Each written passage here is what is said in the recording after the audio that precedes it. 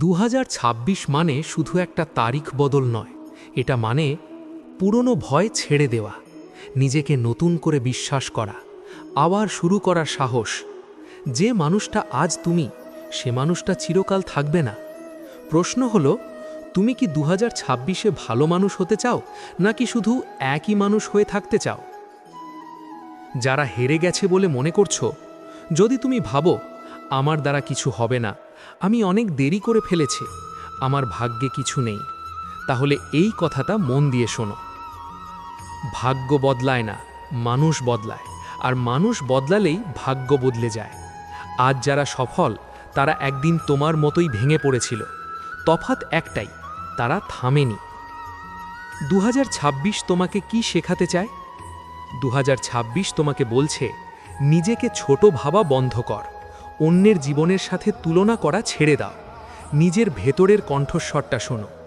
তুমি দুর্বল না, তুমি শুধু ক্লান্ত, আর ক্লান্ত মানুষকে বিশ্রাম নিতে হয়, হাল ছেড়ে দিতে হয় না।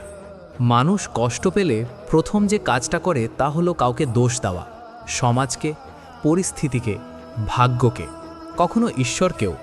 কিন্তু 2026 এমন একটা বছর হতে পারে যেদিন তুমি দোষ দেওয়া থামাবে আর দায়িত্ব নেওয়া শুরু করবে। দোষ দিলে মন হালকা হয়, জীবন ভারী। দোষ দিলে মনের ক্ষোভ কমে, কিন্তু পথ বন্ধ হয়ে যায়। কারণ দোষ দেওয়া মানুষ অপেক্ষা করে কেউ এসে তাকে বাঁচাবে। 2026 তোমাকে শেখাবে, কেউ আসবে না, উঠতে হলে নিজেকেই উঠতে হবে। আয়নার সত্য। একদিন আসে যেদিন মানুষ আয়নার সামনে দাঁড়িয়ে আর পালাতে পারে না। সেই আয়নায় দেখা যায় ভুল সিদ্ধান্ত, অপ্রয়োজনীয় ভয়, নিজেরই তৈরি করা সীমা। 2026 সেই আয়নার বছর। এটা কঠিন, কিন্তু মুক্তির পথ এখান থেকেই শুরু। নিয়ন্ত্রণের ভ্রম। আমরা ভাবি সব কিছু আমাদের নিয়ন্ত্রণে থাকা উচিত, কিন্তু বাস্তবতা, খুব কম জিনিসই আমাদের হাতে। 2026 তোমাকে শেখাবে, যেটা বদলাতে পারো সেটা বদলাও, যেটা পারো না সেটাকে ছেড়ে দাও। এই দুয়ের পার্থক্য বুঝলেই জীবন সহজ হয়। ক্ষমা, নিজের জন্য। ক্ষমা মানে ভুলকে ঠিক বলা নয়, ক্ষমা মানে নিজেকে বিষে ভরতে না দেওয়া। 2026-এ তুমি কাউকে ক্ষমা করলে সবচেয়ে বেশি উপকার হবে তোমার নিজের। শেষ লাইন, নতুন প্রশ্ন। 2026 শেষে যদি তুমি বলতে পারো, আমি কাউকে দোষ দিইনি, আমি নিজের জীবন নিজেই সামলেছি, তাহলে সেটাই হবে তোমার সবচেয়ে বড় অর্জন। হরে কৃষ্ণ। মন কথা। যুদ্ধ শুধু ময়দানে হয় না, কিছু যুদ্ধ শেষ হয় ভেতরে।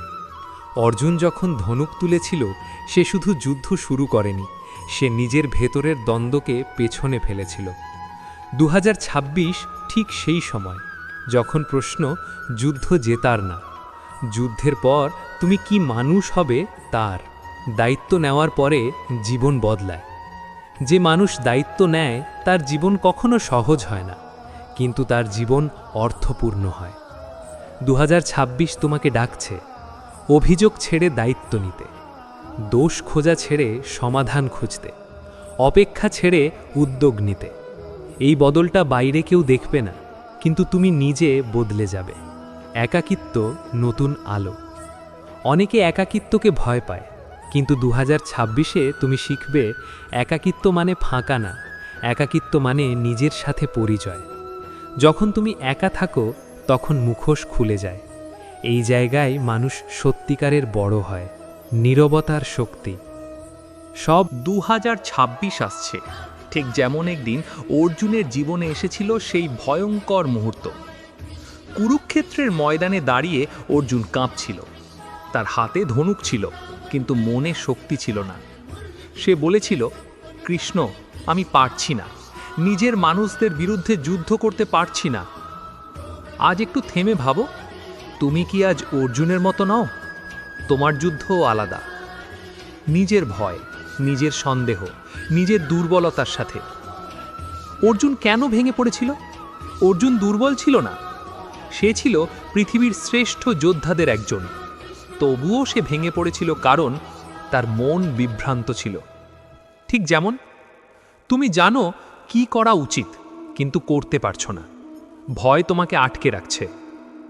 2026 তোমাকে এই জায়গা থেকেই ডাকছে।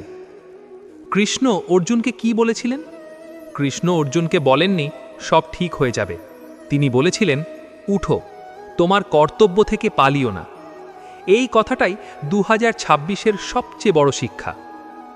ভয় থাকা সত্ত্বেও এগিয়ে যাও, সন্দেহ থাকা সত্ত্বেও কাজ। সময় থেমে থাকে না, কিন্তু মানুষ অনেক সময় থেমে যায় ভয়, হতাশা আর অতীতের বোঝায়। একটু ভেবে দেখো, 2025 সালের শুরুতে তুমি কি ভেবেছিলে, আর আজ কোথায় দাঁড়িয়ে আছো? অনেক স্বপ্ন ছিল, কিছু পূরণ হয়েছে, কিছু ভেঙে গেছে, আর কিছু এখনও তোমার মনের কোণে চুপচাপ পড়ে আছে। গীতায় শ্রীকৃষ্ণ বলেছেন, সময়ই আমি, সময় সব কিছুকে পরিবর্তন করে। তুমি যাকে আজ ভয় পাও, তুমি যাকে আজ হার মনে করছো, সময়ই একদিন সেটাকে শিক্ষা বানিয়ে দেবে। তাই 2026কে ভয় নয়, ভরসা নিয়ে গ্রহণ করো। গীতা আমাদের কি শেখায় নতুন বছরে? আমরা নতুন বছরে চাই সাফল্য, সুখ, শান্তি। কিন্তু গীতা প্রশ্ন করে, তুমি কি তার যোগ্য মানুষ হয়ে উঠছ? শ্রীকৃষ্ণ বলেন, যে নিজের মনকে জয় করতে পারে সে নিজের সবচেয়ে বড় বন্ধু, আর যে পারে না সে নিজের সবচেয়ে বড় শত্রু। 2026-এ সবচেয়ে বড় যুদ্ধ বাইরে না, ভেতরে। কর্মযোগ 2026-এর আসল পথ। শ্রীকৃষ্ণ কখনো বলেননি যে সব ছেড়ে বসে থাকো। তিনি বলেছেন, নিজের কর্তব্য করো, কিন্তু আসক্তি ছাড়ো। 2026-এ যদি তুমি শুধু ফল চাও, তুমি কষ্ট পাবে। কিন্তু যদি তুমি কাজকে প্রার্থনা বানাও, পরিশ্রমকে সেবা বানাও, তখনই জীবন হালকা হবে। যারা ভাবছো ঈশ্বর তোমাকে ছেড়ে দিয়েছেন, এই কথাটা গীতা থেকে মনে রেখো। আমি কাউকে ছেড়ে যাই না, মানুষই আমাকে ভুলে যায়। যখন তুমি ভেঙে পড়ো, যখন কেউ পাশে থাকে না, তখনও কৃষ্ণ থাকেন। শুধু